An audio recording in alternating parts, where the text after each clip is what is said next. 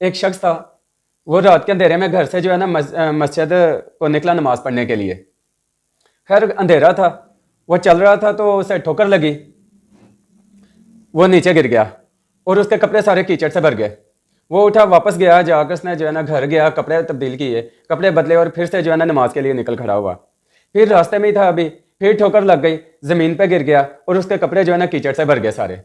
وہ اٹھا، اس نے پھر گیا اور جا کے واپس گیا گھر، جا کے اس نے کپڑے اپنے تبدیل کیے. کپڑے بدلنے کے بعد پھر سے جو ہے نا وہ تیسری مرتبہ جو ہے نا پھر سے وہ مسجد کے لیے نکل پڑا. اس مرتبہ جو وہ مسجد کے لیے نکلا نا تو اسے ایک شخص ملا، ایک انجان آدمی جو ہاتھ میں جو ہے نا لالٹین پکڑے ہوئے تھا. اب وہ شخص مسجد کو چلنے شروع ہوا تو آگے آگے لالٹین لے کے جو ہے نا وہ اجنبی شخص جانے لگا. وہ جہاں جہاں جا رہا تھا نا وہ پوری مسجد تک جو ہے نا پورے راستے جو ہے نا وہ اجنبی شخص جو ہے نا اس شخص کے ساتھ ہی تھا جو بار بار کیچڑ میں گر رہا تھا.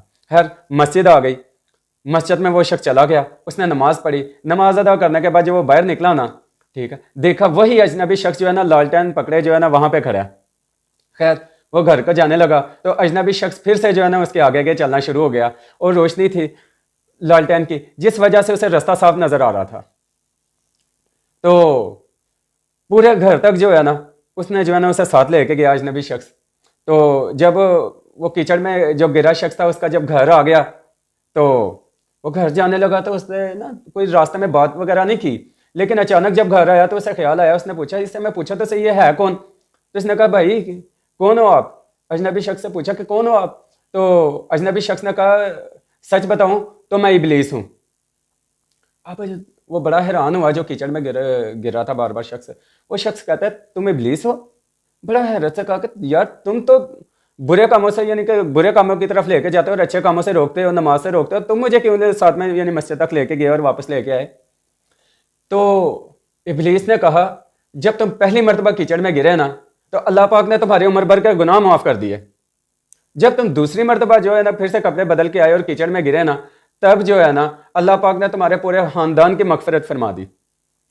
اس مرتبہ میں ڈر گیا تھا کہیں اللہ پاک یہ پوری بستی کی جو ہے نا تیسری مرتبہ تم گر گئے تھے، یہ پوری بستی کی اللہ پاک جو ہے نا مغفرت نہ فرما دے، پوری بستی کو نہ بخش دے، اس لیے جو ہے نا میں پکڑ کے لالٹین جو ہے نا ساتھ ساتھ کہ آپ تیسری مرتبہ نہ گرنا. تو خیر اس طرح کا بھی واقعہ ہوتا ہے کہ ابلیس جو ہے نا اس نے نیک کام کر لیا اس وجہ سے کہ اللہ پاک مغفرت نہ فرما دے کس.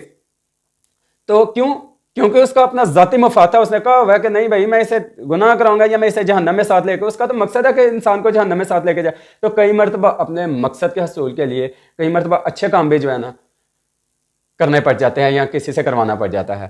کچھ ایسے بھی ہوتے ہیں، ان میں شیطان، جیسے کہ آپ کے سامنے شیطان کی مثال آ گئی، اور کچھ ایسے لوگ بھی آپ کو ملیں گے زندگی میں. تو اللہ پاک جو ہے نا ہم پہ ہمیشہ کرم رکھے اور اللہ پاک جو ہے نا ہمیں اور آپ کو جو ہے نا اپنی راہ پہ چلنے کی توفیق عطا فرمائے.